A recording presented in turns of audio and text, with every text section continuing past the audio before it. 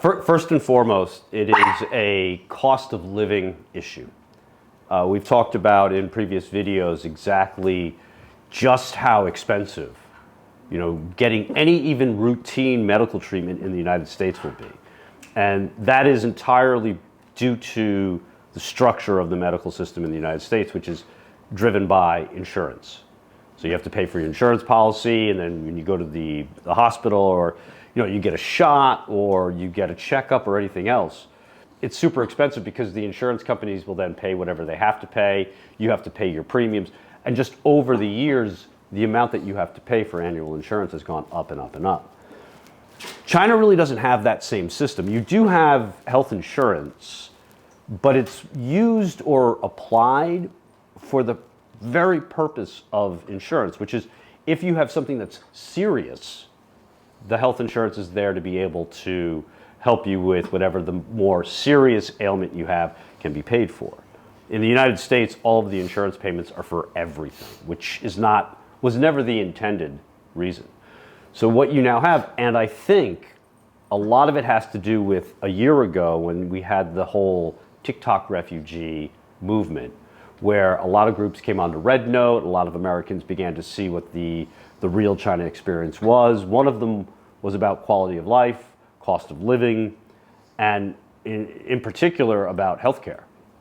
And that clearly has led to an increasing number of Americans to look at the option of, well, what if we come and somehow find a way? Because personally, I don't know how they do it, because I know you sort of have to be, if you're a foreigner and you go to a local hospital and you're looking for a relatively priced service of some sort at a hospital, I believe you still have to have your passport and a visa.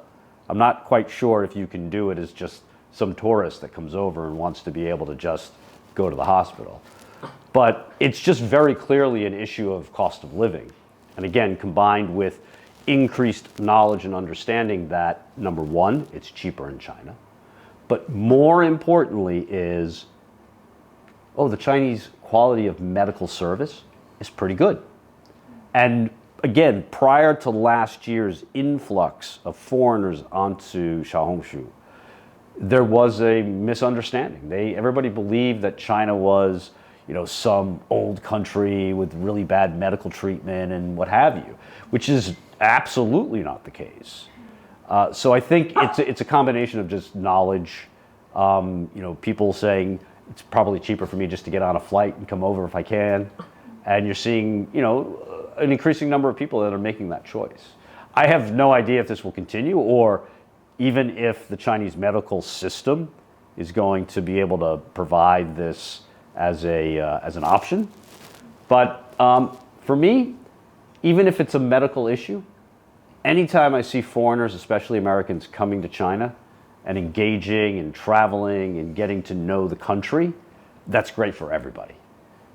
So if it requires something to deal with your health, understand. But yeah, keep coming if you can and check out the country.